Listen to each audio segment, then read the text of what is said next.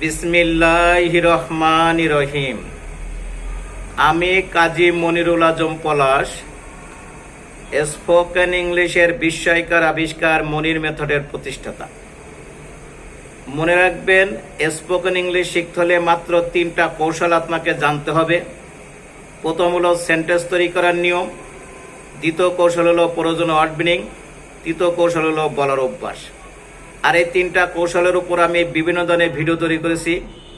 আপনি আমার ভিডিওগুলো খেয়াল করুন, তাহলে দেখবেন কত সহজে ইংরেজিতে কথা বলা যায়, লেখা যায়, কানে শুনলে বোঝা যায়, পড়লে মানে করা যায়। তা আজকে আমার 6 নম্বর class.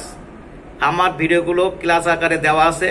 Class 1, class 2, class 3, class 4, class 5, class 6 এইভাবে ভিডিওগুলো দেওয়া আছে। আপনি আজকে 6 নম্বর ক্লাস প্রথম থেকে ক্লাসগুলো দেখে আসবেন। 1 নম্বর ক্লাস, 2 নম্বর ক্লাস, এইভাবে 5 নম্বর ক্লাস পর্যন্ত দেখে আসবেন, তাহলে 6 নম্বর ক্লাস বুঝতে খুব সহজ হবে। চলুন আমরা একটি সেন্টেন্স দেখি। দেখুন, সেন্টেন্সটিতে আছে পৃথিবীর যে কোনো নাম, রং, সাইজ, মূল্য, ওজন, নাম্বার এখানে হলো বলতে চাইলে। এই পৃথিবীতে আপনি 2 চোখে যা দেখছেন, প্রত্যেকটা ব্যক্তি, বস্তু, প্রাণী, তার নাম আছে, রং আছে, সাইজ আছে, মূল্য আছে, ওজন আছে, নাম্বার আছে। এই নাম, রং, সাইজ, মূল্য, ওজন, নাম্বার দিয়ে আমরা আজকে ব্যক্তির ক্ষেত্রে সেন্টেন্স তৈরি করব। এর আগে আপনারা বস্তুর ক্ষেত্রে সিঙ্গেল শব্দ, বস্তুর ক্ষেত্রে ডাবল শব্দ শিখছেন। আজকে আমরা ব্যক্তির ক্ষেত্রে সিঙ্গেল শব্দ, ব্যক্তির ক্ষেত্রে সেটা কেমন মনে রাখবেন। পৃথিবীতে যা দেখছেন প্রত্যেকের নাম আছে, রং আছে, সাইজ আছে, মূল্য আছে, ওজন আছে, নাম্বার আছে। এই নাম, রং, সাইজ, মূল্য, ওজন, নাম্বার দিয়ে যখন আমরা কথা বলবো, তখন ঠিক এই স্ট্রাকচারের মাধ্যমে কথা বলবো। এই স্ট্রাকচারের মাধ্যমে আজকে ব্যক্তির ক্ষেত্রে কেমন, এই স্ট্রাকচার কিভাবে শুরু করব, এখান থেকে। এই যে দা, এটার উচ্চারণ হলো দা।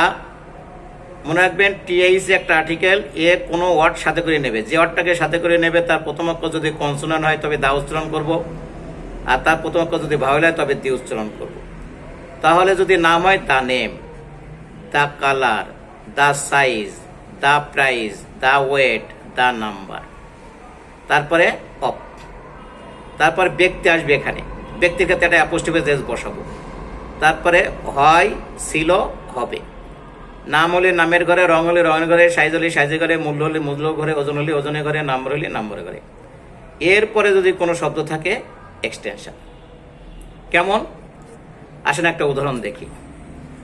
বর্তমানে আমার বন্ধুর দেশের নাম আমেরিকা। কার দেশ? বন্ধুর দেশ। তাহলে কেমন হবে? The name of my friends country, my friends country is America at present. The name of my friend's country is America at present. তাহলে বর্তমানে আমার বন্ধুর দেশের নাম America. The name of my friend's country is America at present. আসেন আমরা next উদাহরণ দেখি। মেয়েটির ড্রেসের রং ছিল blue. The color of the girl's dress, the color of the girl's dress was blue. The color of the girl's dress was blue.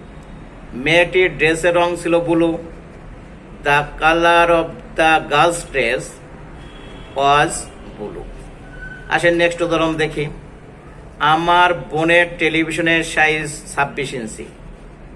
The size of my sister's television is 26 inches.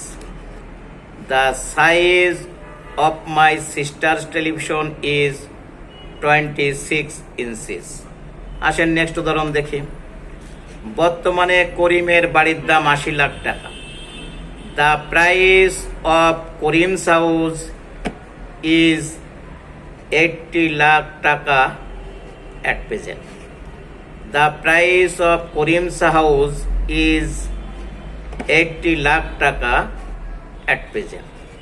বর্তমানে করিমের বাড়ির দাম 80 লাখ টাকা। The price of Karim's house is 80 lakh টাকা at present. আসেন next উদাহরণ দেখি। সেই সময় লোকটির শরীরের ওজন ছিল 60 KG.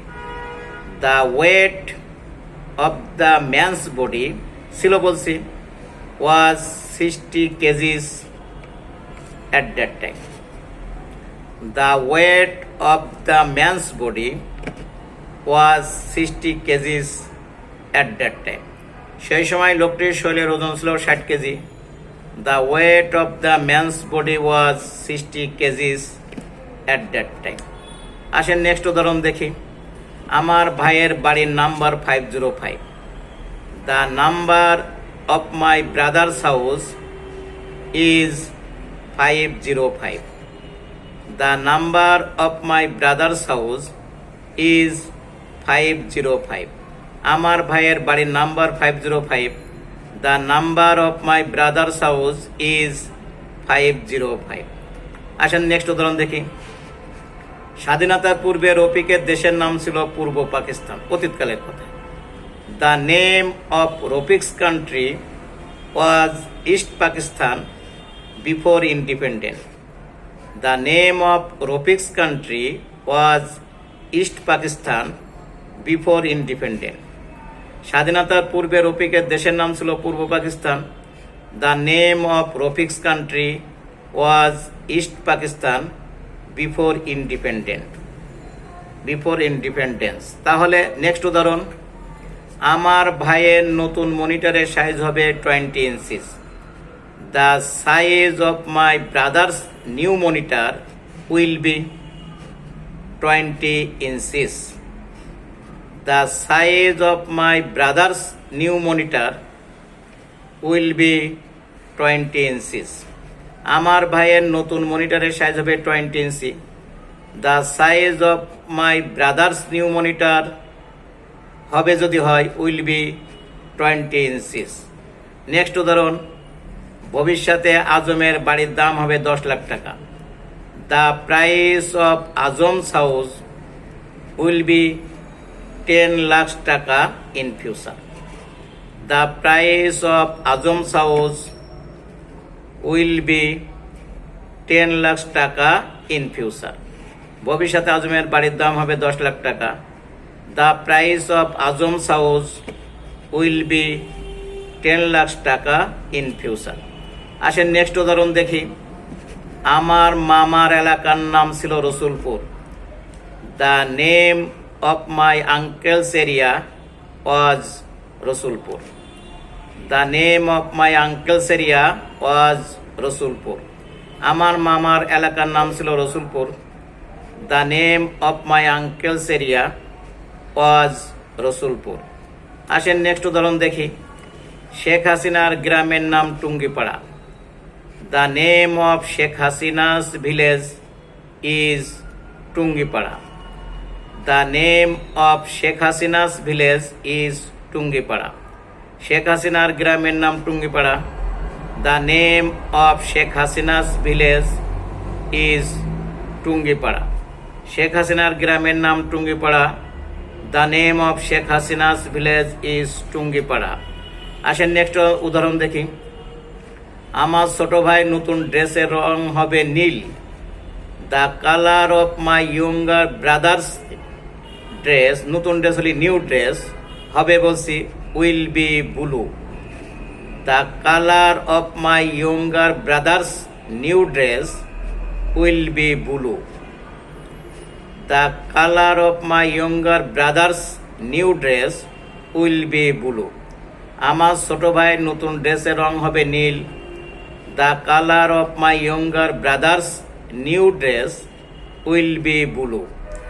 The colour of my younger brother's new dress will be blue. এভাবে আমরা হাজার হাজার লক্ষ লক্ষ কোটি কোটি সেন্টেন্স তৈরি করব, বলবো, লিখবো, পড়বো। মনে রাখবেন, এই ধরনের কথা এইভাবে ছাড়া অন্য কোনোভাবে তৈরি করা যায় না। এখন আমরা যদি এইভাবে না শিখে থাকি, স্কুল কলেজে এইভাবে শেখানো হয় না, এখন এইভাবে যদি না শিখে থাকে তাহলে কখনোই ইংরেজিতে কথা বলা সম্ভব না। মনে রাখবেন, মুখস্থ করে ইংরেজি শেখা যায় না।